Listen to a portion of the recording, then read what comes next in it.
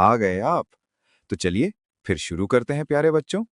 आज हम एक बहुत ही इंपॉर्टेंट कॉन्सेप्ट समझने वाले हैं। सबसे पहले अनपेड इलेक्ट्रॉन्स कैसे निकालते हैं, उसके बाद पेड इलेक्ट्रॉन्स क्या होते हैं, और फिर किसी भी स्पीशीज का पैरामैग्नेटिक या डायामैग्नेटिक नेचर कैसे डिसाइड होता है। ये सब आज क्लियर कर देंगे। तो चलिए सबसे पहले रूल्स समझ लेते हैं। इस कॉन्सेप्ट में टोटल दो रूल्स होते हैं, एक बेसिक रूल और दूसरा गोल्डन रूल। पहले हम बेसिक रूल समझ लेते हैं। बेसिक रूल ये कहता है, अगर किसी स्पीशीज में एक भी अनपेयर्ड इलेक्ट्रॉन प्रेजेंट हो तो वो पैरामैग्नेटिक होती है, और अगर सारे इलेक्ट्रॉन्स पेयर्ड हो जाते हैं तो वो स्पीशीज डायामैग्नेटिक होती है। सिंपल शब्दों में, अनपेयर्ड है तो पैरामैग्नेटिक, अनपेयर्ड नहीं है तो डायामैग्नेटिक। अब एक बात और क्लियर कर लेते हैं। पेयर्ड इलेक्ट्रॉन का मतलब होता है दो इलेक्ट्रॉन्स जो एक ही ऑर्बिटल में प्रेजेंट होते हैं और ऑपोजिट डायरेक्शन में स्पिन करते हैं, एक ऊपर की तरफ और एक नीचे की तरफ। इसलिए उनका नेट मैग्नेटिक इफेक्ट कैंसिल हो जाता है, और इसी वजह से वो स्पीशीज डायामैग्नेटिक बिहेव करती है। तो ध्यान में रखना, पेयर्ड इलेक्ट्रॉन्स मैग्नेट को अट्रैक्ट नहीं करते, अनपेयर्ड इलेक्ट्रॉन्स ही मैग्नेटिज्म का रीजन होते हैं। और अब इसी कॉन्सेप्ट को यूज करके हम आगे हर एक स्पीशीज का एनालिसिस करेंगे।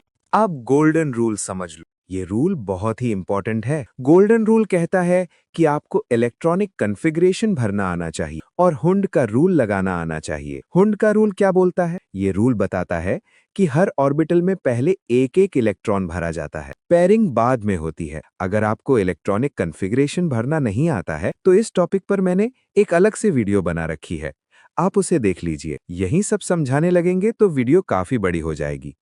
वैसे इलेक्ट्रॉनिक कॉन्फ़िगरेशन भरना बहुत ही आसान होता है। चलिए एक एग्जाम्पल से समझते हैं। हमें पता करना है कि नाइट्रोजन मॉलिक्यूल पैरामैग्नेटिक है या डायामैग्नेटिक। आपको पता ही है, नाइट्रोजन का एटॉमिक नंबर होता है 7। इसलिए नाइट्रोजन एटम का इलेक्ट्रॉनिक कॉन्फ़िगरेशन होता है 1s2 2s2 2p3। अब नाइट्रोजन मॉलिक्यूल बनाने के लिए दो नाइट्रोजन एटम्स इलेक्ट्रॉन की शेयरिंग करते हैं, और इस शेयरिंग के थ्रू ट्रिपल बॉन्ड बन जाता है, जिससे N2 मॉलिक्यूल बनता है। अब जब N2 का इलेक्ट्रॉनिक अरेंजमेंट देखेंगे, एक भी अनपेयर्ड इलेक्ट्रॉन नहीं मिलेगा, सारे इलेक्ट्रॉन्स पेयर्ड हो चुके होते हैं।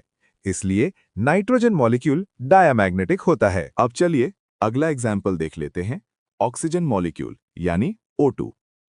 सबसे पहले ऑक्सीजन का एटॉमिक नंबर होता है 8। इसलिए ऑक्सीजन एटम का इलेक्ट्रॉनिक कॉन्फ़िगरेशन होता है 1s2 2s2 2p4। अब ऑक्सीजन मॉलिक्यूल बनाने के लिए दो ऑक्सीजन एटम्स इलेक्ट्रॉन की शेयरिंग करते हैं, लेकिन यहां एक स्पेशल बात ध्यान देनी होती है। O2 मॉलिक्यूल में बॉन्ड बनने के बाद भी दो इलेक्ट्रॉन्स अनपेयर्ड रह जाते हैं, और यही रीजन है कि ऑक्सीजन गैस पैरामैग्नेटिक होता है। लेकिन ध्यान रखिए, O2 पैरामैग्नेटिक है लेकिन मैक्सिमम पैरामैग्नेटिक नहीं, क्योंकि इसमें सिर्फ दो अनपेयर्ड इलेक्ट्रॉन्स होते हैं। इसलिए कंक्लूजन ये है कि O2 मॉलिक्यूल पैरामैग्नेटिक होता है, पर जब मैक्सिमम की बात आती है तो हमें और आगे देखना पड़ता है। अब आते हैं सबसे इंपॉर्टेंट एग्जाम्पल पर, Fe3+। इसका नॉर्मल इलेक्ट्रॉनिक कॉन्फ़िगरेशन होता है आर्गन 3d6 4s2। अब जब Fe3+ बनता है तो टोटल 3 इलेक्ट्रॉन्स निकलते हैं।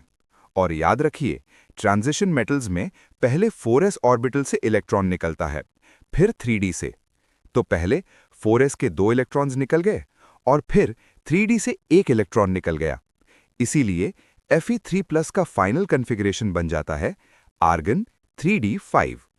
अब यहीं पर हंट का रूल लगाते हैं।